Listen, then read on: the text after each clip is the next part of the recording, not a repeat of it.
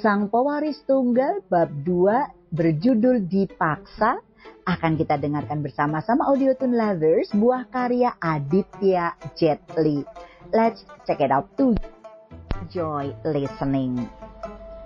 Oke lah kalau begitu, sahut Dion mantap. Beberapa saat kemudian mereka berdua telah berada di kafe bambu. Kafe yang sangat populer bagi kalangan anak muda atau pasangan muda yang ingin merayakan ulang tahun atau sejenisnya. Kafe tersebut cukup asri karena suasananya sangat teduh. Ditopang oleh banyaknya pohon bambu kecil-kecil yang terawat dengan baik. Ditambah lagi dengan banyaknya kolam ikan di dalamnya. Menambah suasana menjadi sangat nyaman, sehingga banyak pasangan muda bahkan keluarga yang selalu makan di sana. Tentu saja bagi yang levelnya berada di kalangan menengah ke bawah. Setelah mendapatkan tempat yang pas berada di pinggir kolam ikan yang jernih yang dilengkapi pula oleh air mancur kecil, Dion dan Emily segera duduk di gazebo mungil yang cantik. Beberapa saat berlalu, belum ada yang mencoba memulai percakapan. Suasana canggung jelas terasa di antara mereka. Tidak mau berlama-lama, Emily mengambil inisiatif dulu untuk memulai percakapan.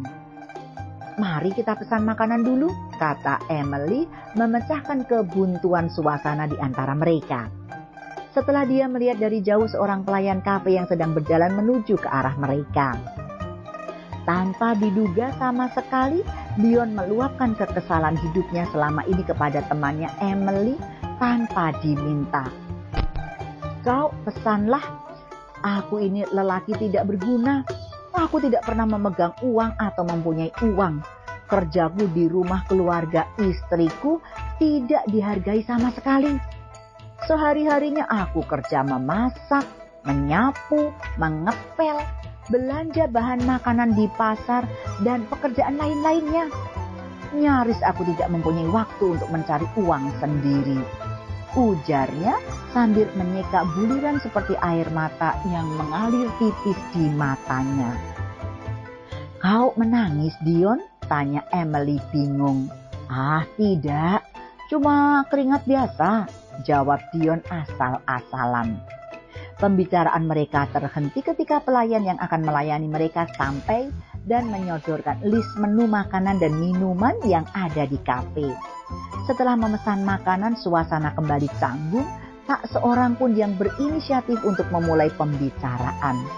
Tapi tiba-tiba, "Kau jangan khawatir, hari ini aku yang akan mentraktirmu. Jangan rendah diri karena hal itu," kata Emily memecahkan keheningan suasana. "Aku siap mendengar apapun yang akan kau ceritakan hari ini.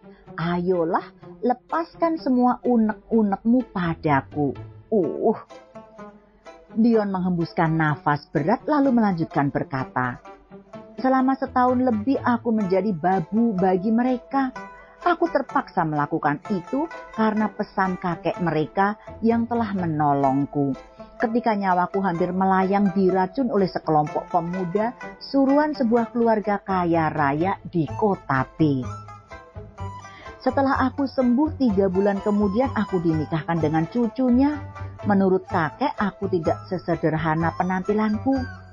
Dia bersikukuh tetap menikahkan cucunya denganku setelah dia melihat kalung yang kupakai ini," kata Dion sambil memperlihatkan kalung yang melingkar di lehernya selama ini. Sesaat Emily melihat kalung tersebut tanpa berniat untuk menyentuhnya. Dia hanya melihat dari jarak 1 meter kalung itu, tapi apa yang terlihat jelas tidak salah. Kalung itu memang mengandung sebuah misteri yang besar. Tapi apa itu? "Terus, kenapa selama ini kau tidak berusaha untuk mencari kerja di luaran sana?" tanya Emily jelas tidak mengerti kondisi Dion. "Aku sudah mencoba melamar kerja di mana-mana, tapi rata-rata hanya menjadi OB atau cleaning service di perusahaan-perusahaan besar itu. Tidak ada di antara mereka yang mempercayai kemampuanku, atau memang ada seseorang yang berpengaruh di kota B untuk menekan semua perusahaan-perusahaan itu. agar tidak menerimaku bekerja pada mereka. Tapi itu hanya asumsiku saja. Aku juga pernah melamar di perusahaan raksasa Birawa Group, tapi mentah-mentah aku ditolak di sana. Rata-rata manajernya bersikap arogan dan memandang rendah kepada kalangan bawah sepertiku. Jadi, selama 1 tahun lebih ini, aku terus bertahan bekerja di keluarga Jasmine. Tapi itu tidak akan berlangsung lama lagi. Keluarga mereka selain kakek Wolf sangat membenciku, apalagi ibu mertuaku. Adik iparku juga saudara-saudara sepupunya Jasmine. Boleh dikatakan setiap hari, saat dan jam, kalau mereka melihatku, tuntutan untuk berpisah dengan Jasmine terus mereka kumandangkan. Terasa sudah kebal telingaku mendengarnya. Sejujurnya aku juga sudah tidak tahan melihat perlakuan mereka padaku. Tapi demi memenuhi wasiat kakek, aku terus bertahan terhadap cacian dan perlakuan buruk mereka terhadapku. Tapi semakin hari cacian dan perlakuan buruk mereka terhadapku semakin intens.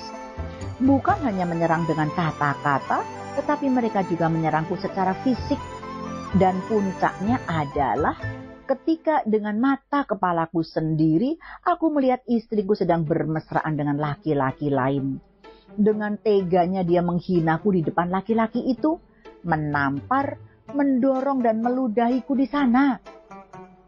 Sebagai laki-laki aku tidak naif. Aku sadar bahwa kalau begini terus hidupku akan selalu tertindas. Harga diri hilang seperti binatang. Cinta telah membuatku buta.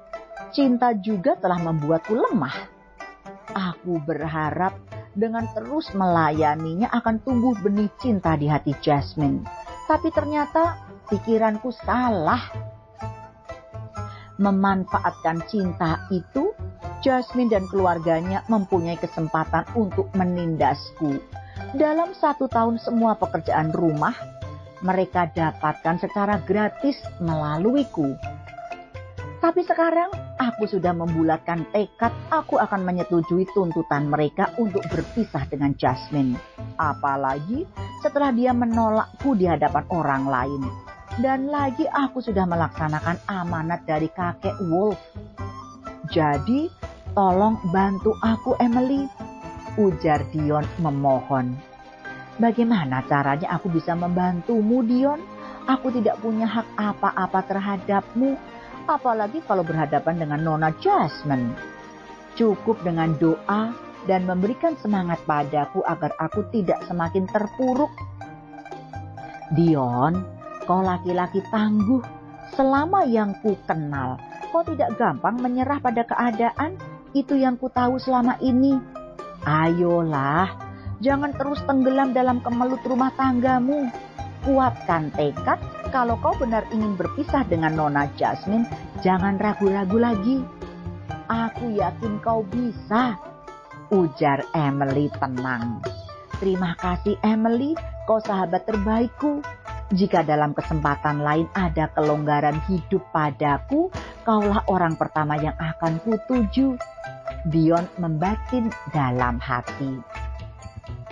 Tak lama setelah dia selesai mengatakan itu, menu yang mereka pesan datang. Mereka pun makan dengan lahap. Setelah beberapa waktu Dion dan Emily telah selesai makan, kemudian mereka meninggalkan tempat itu setelah membayar makanan tersebut. Emily memutuskan untuk melanjutkan mendatangi beberapa perusahaan, siapa tahu ada yang sedang membutuhkan karyawan baru. Sedangkan Dion langsung pulang ke rumah keluarga istrinya. Sesampainya di sana, alangkah terkejutnya dia begitu sampai. Seluruh keluarga besar istrinya, termasuk kepala keluarga yaitu Nenek Wolf, sedang duduk dengan wajah tegang seperti habis marah. Sepertinya mereka sedang membicarakan sesuatu yang sangat penting. Itu manusia pecundangnya, teriak salah seorang sepupu Jasmine, Vincent. Beraninya kau pulang ke rumah ini setelah apa yang kau lakukan pada Tuan Brian? Sela Jasmine galak. Dasar pecundang, kau benar-benar sampah yang tidak berguna. Gara-gara kau kerjasama yang sudah disepakati dengan Birawa Group jadi hancur. teriak ibunya Jasmine, Everly. Tuan Brian dengan pengaruhnya telah membatalkan kontrak kerjasama dengan perusahaan Wolf & Co kita.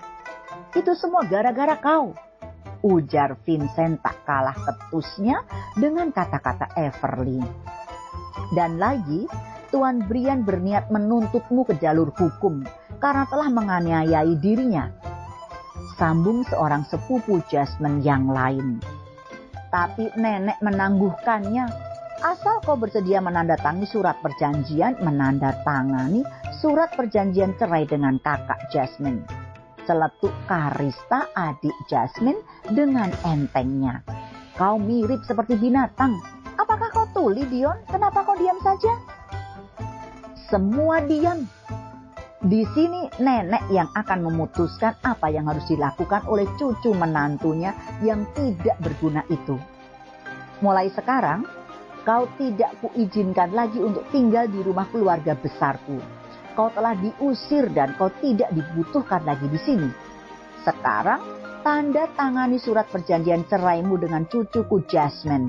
Kalau masih menolak, kau akan dijebloskan ke penjara, ujar Nenek Wolf mengancam. Setelah Nenek Wolf selesai mengucapkan ultimatum itu, suasana menjadi hening, tidak ada yang berani bersuara. Mereka semua menunggu apa yang akan dikatakan oleh Dion, menantu yang tidak berguna itu. Eti Sulistyowati akan segera kembali. Audiotune lovers, please wait for me to be continued. Bersambung. Kalau kamu mau dengar audiobook lebih banyak dan gratis, segera download Audiotune.